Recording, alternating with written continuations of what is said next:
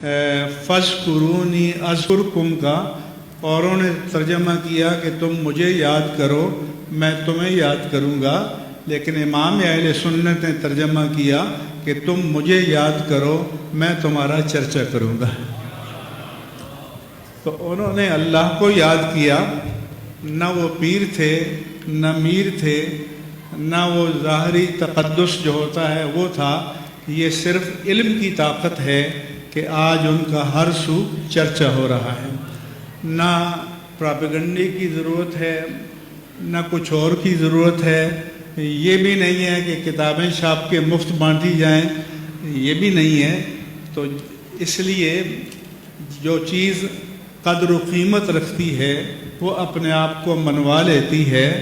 और अल्लामा ग़ुलाम रसूल सईदी जैसा कि हज़रत अल्लामा कायद मिल्लत इस्लामिया अल्लामा शाह अहमद नूरानी सिद्दीकी रहमहुल्लाह ताला ने 1990 के अशरे में फरमाया कि मैं इंग्लैंड गया तो मुझे अल्लामा ग़ुलाम रसूल सईदी लाइब्रेरी में नज़र आए, हॉलैंड गया तो वहाँ नज़र आए, कनाडा गया तो वहाँ नज़र आए, अमेरिका गया तो वहाँ नज़र आए।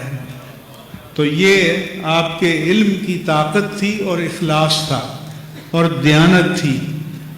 हमारे इमाम अहले सुन्नत मुजद्दिद दीन व मिल्लत इमाम अहमद रज़ा खां क़ादरी मुहद्दिस बरेली रज़ियल्लाहु ताला अन्हु ने भी दलाइल की बुनियाद पर अपने मुतक़द्दिमीन से इख्तिलाफ भी किया है और इसको आपने ततफ़ुल का उन्वान दिया जिसके माने छोटा मुँह बड़ी बात। तो बात यह है कि मुसल्लमा अक़ाइद में इन्हिराफ न हो, मसलकी मुसल्लमात में इन्हिराफ न हो।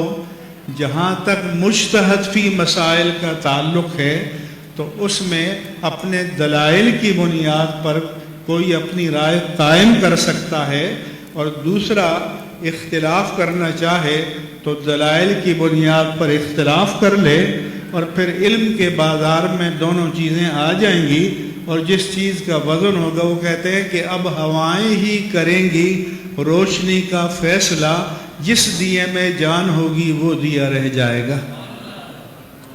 तो जिस दिए को हमारे मेहरबान बुझाना चाहते थे आज वो दिया किस तरह से रोशन है और दुनिया में अपनी रोशनी फैला रहा है।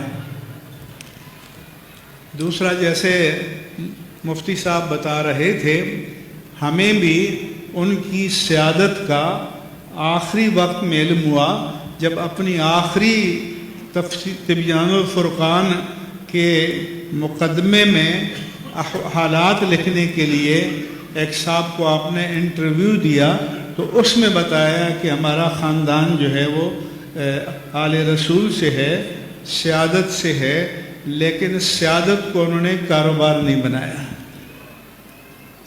जैसा कि आजकल हम देखते हैं मसलन, और आला हज़रत को भी लोग अपने हिसाब से मानते हैं, कोई 10%, कोई 50%, कोई 80%, जिसको जितना रास आ जाए।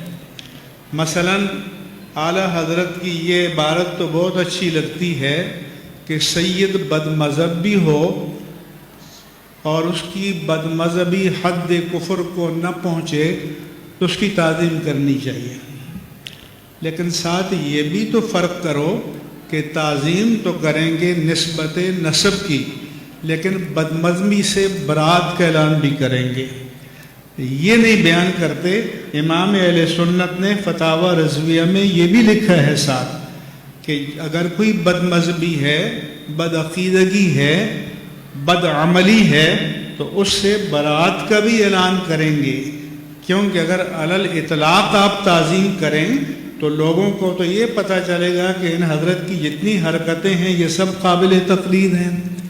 तो इसलिए मसला ये है कि हर एक को अपना मन पसंद चाहिए और अपने मिजाज के ख़िलाफ़ हो तो फिर वो नहीं चाहिए।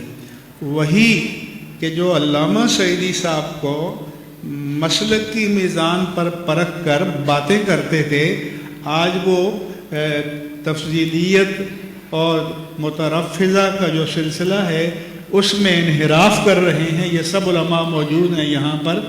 تو اب ہم پوچھتے ہیں کہ حضور آپ کا ابرالعزم اب کہاں گیا؟ تو یہ مسئلہ ہے. دوسرا میں